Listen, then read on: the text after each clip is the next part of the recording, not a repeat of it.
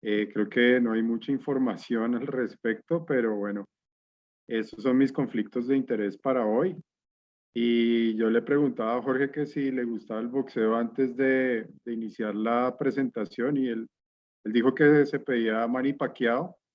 Entonces a mí me tocó hacer Mayweather para este enfrentamiento. Yo por el sí, Jorge por el no, pero bueno, él ya nos ha dado su punto de vista y que empiece la sesión. Acá les mostraba yo un caso que sucedió el año pasado, una señora de 73 años que nos llegó con un ACV pequeño, con 30 minutos de una fascia, una escala de NIH de un punto. Con estos signos vitales, ustedes ven estas pequeñas lesiones en difusión y representadas en el mapa de ADC. La paciente se le inicia terapia dual antiplaquetaria, igualmente estatina de alta intensidad, tenía estos antecedentes incluyendo unos drenajes de hematomas subdurales en el 2016. En el día 8 ya iba muy bien y se le iba a dar salida cuando se dispara el código de ACV por pérdida de visión por el ojo derecho, quedó amaurótica, una oclusión de la arteria central de la retina, entonces se le hace este TAC simple que ustedes lo ven que está muy bien, un Aspect 10/10, y la pregunta era si le poníamos TPA o no, basado en esta contraindicación, ¿no? O sea, esto es un caso de la vida real y uno dice, bueno, esta señora tiene una ACV previa en los últimos 3 meses, entonces, ¿la excluimos o no la excluimos? Este fue el estudio pues, que se le había hecho a ella inicialmente. Nosotros pensábamos que tenía una estenosis de la cerebral media y resulta que pues, todavía ha sido eventos cardioembólicos finalmente. Entonces, digamos que en esta conferencia lo lo que más le queda a uno son interrogantes. O sea, van a ver esto lleno de preguntas siempre. Es si está contraindicada la trombólisis en los pacientes en los ACV, con ACV en los 3 meses previos, si se podría hacer solamente en casos seleccionados, si la evidencia no es suficiente, si es mejor en estos casos pues utilizar antitrombóticos y la parte un poco de imágenes avanzadas para tomar la decisión en estas situaciones, ¿no? Como les mostraba Jorge ahorita, este mismo artículo de si en realidad es por qué no llevar a los pacientes a terapia trombolítica y pues obviamente el conocimiento previo, pues muchos de los pacientes que vienen con ACV, muchos de ellos son recurrentes hasta en un 18% en esos 3 meses previos y en realidad se están dejando de llevar a trombolisis cerca de 125,000 pacientes al año, sobre todo en Estados Unidos por esta contraindicación. Y obviamente pues el estudio NINS tiene más de 20 años y los criterios de selección de los pacientes pues ya digamos que fueron arbitrarios y obviamente contraindican esta terapia y entonces aquí es si estos criterios los debemos seguir aplicando luego de 20 años y si son basados en evidencia y si no importa la severidad del evento y el pronóstico del primer evento, ¿no? O sea, es decir, esto también es otra de las cosas que es importante. Entonces, uno de los cuestionamientos que uno se haría es si el evento es pequeño, pues contraindica, o si el evento es mediano o si es grande. Como ustedes ya fueron viendo en la presentación anterior, pues se dieron cuenta que la balanza se inclina más a que si yo tengo un evento pequeño, pues obviamente yo pensaría en llevar a trombólisis a ese paciente con un ACV previo.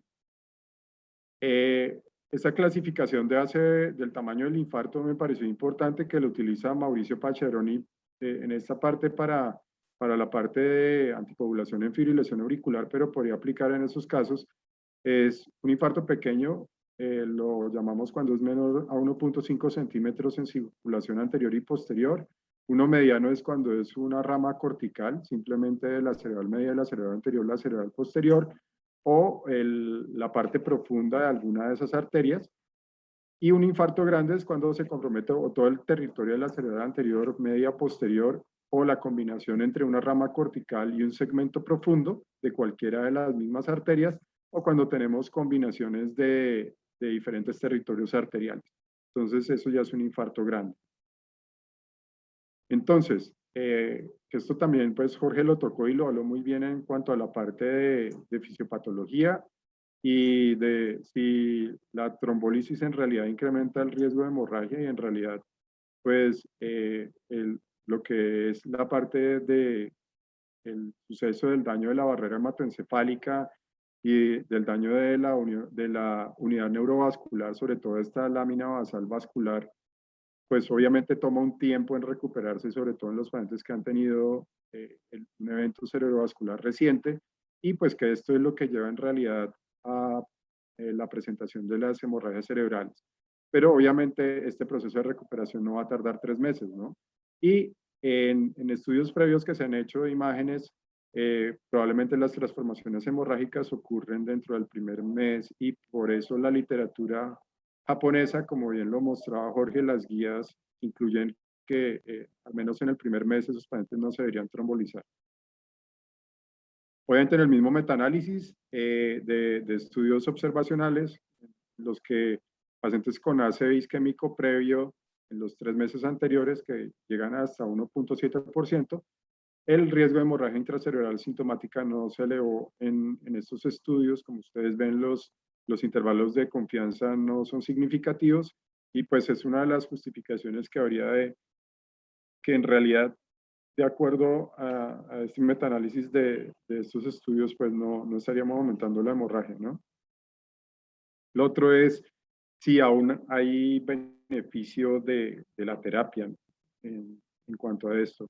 Obviamente, la literatura lo que sí dice es que los pronósticos que tienen los pacientes no son tan favorables, son inferiores, que en algunos de ellos la tasa de mortalidad es mayor cuando pues estamos dando trombolíticos repetidamente en esos pacientes, a comparación de los pacientes que tienen un primer ACV, pero de todas formas hay un potencial beneficio con terapias de reperfusión, entonces eso no se puede desconocer. Y una vez más, pues hay partes de los estudios, por ejemplo en el IST-3, que los pacientes que tenían ACV en los primeros 14 días no entraron dentro del análisis. Ahora, los intervalos que hay entre un ACV y el otro, en la literatura pues está que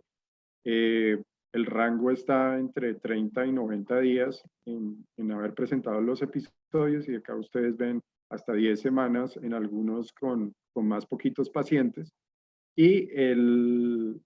la parte de presentaciones de hemorragia basada en diferentes sistemas de clasificación puede ser tan alta como el 12% con respecto a lo reportado en la literatura y como ustedes ven, la parte de llegar a un ranking por debajo de 2, pues es por debajo del 50% y como ustedes ven, está oscilando entre un 30 y un 50% para buen pronóstico, para, digamos, con ranking con una funcionalidad no discapacitante en forma importante. Una vez más, la probabilidad de que uno tenga un paciente con ACV previo, pues también es baja. Ustedes ven acá este estudio SIDS East, que es parte de este autor también, Karlinsky. Ustedes ven 13.000 pacientes que están incluidos en ese registro. Tan solo 249 tienen ACV previo en esos 3 meses y equivale al 2% de esa muestra. Y ustedes ven que la probabilidad de quedar con un ranking desfavorable también es no significativa para ambos estudios. Entonces, digamos, en esa parte de los reportes que hay en cuanto a funcionalidad, pues no hay una diferencia estadísticamente significativa con respecto a la información disponible. Obviamente las guías son tajantes en cuanto a mostrar que pues es una contraindicación llevar a los pacientes a trombólisis con ACV previo en los 3 meses anteriores. Sin embargo, ustedes ven acá cuando desglosamos la guía, obviamente está esta parte que en los 2 primeros apartes, pues está que no lo debía llevar a trombólisis en los 3 meses previos, que el riesgo de hemorragia cerebral sintomática está ahí presente, que la morbilidad y mortalidad existe, pero no está bien establecida, pero que obviamente si yo hago una discusión de riesgo-beneficio, en algunos casos podría dejar la puerta abierta para llevar a los pacientes a la trombólisis. Eso de acuerdo a la guía americana. En las guías europeas, obviamente van a decir que son las últimas de este año en que la evidencia es insuficiente en la actualidad, y cuando se hizo la parte de votación por expertos, digamos, ustedes ven acá que 9 de 9 expertos dicen que en casos seleccionados, por ejemplo, en un infarto pequeño, en aquellos pacientes que han tenido un ACV que lleva más de un mes y que tienen buena recuperación motora, pues podrían ser llevados a trombólisis. Entonces esos serían los pacientes del sí. Y este estudio, pues obviamente tomado de la vida real de pacientes que fueron llevados a trombólisis en Estados Unidos, que fueron incluidos en el registro este Get With The Guidelines. Ustedes se dan cuenta que cerca de 30,000 pacientes, y los que tuvieron ACV en los últimos 90 días son el 0.9%, y cuando lo dividimos en periodos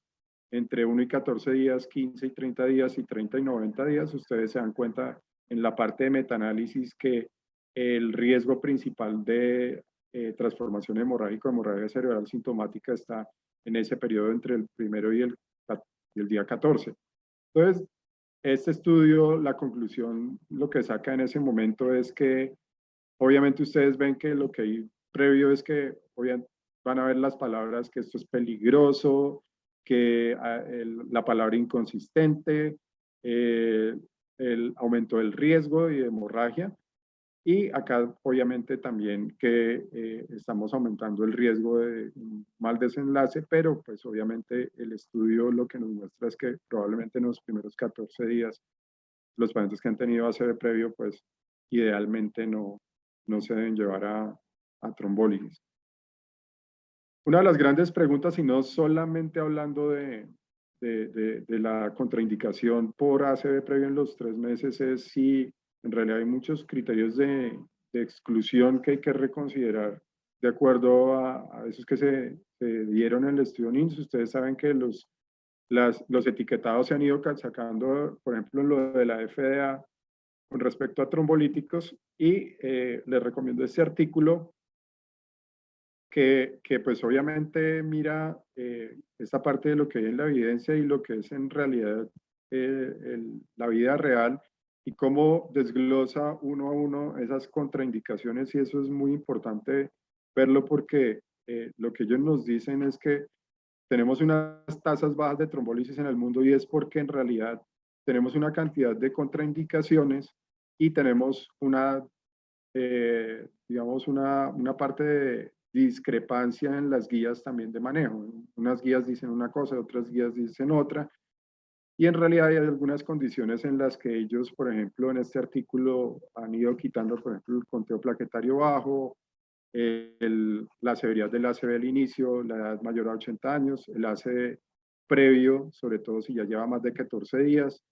y otros desenlaces también hay en cuanto a exclusiones que en realidad se han ido sacando, y que lo que hacemos es tratar de buscar más pacientes elegibles. Y como conclusión al sí es: tratemos de incluir más pacientes, sobre todo aquellos pacientes que han tenido el evento más de 14 días. Obviamente hay que tener en cuenta que ese primer infarto dependemos del tamaño inicial del infarto, del pronóstico que tuvo ese paciente, de la recuperación funcional entre ambos eventos, de si hubo hemorragia intracerebral, como bien les mostraba Jorge. Ahora también hay otras iniciativas del uso de dosis en el segundo evento. Eso también probablemente haya algunos estudios en curso, y también abogan un poco en cuanto a la utilidad de uso de imágenes multimodales. Y con esta parte quisiera finalizar mi presentación e irnos a la sesión de discusión ya con el resto de los panelistas. Muchas gracias por su atención.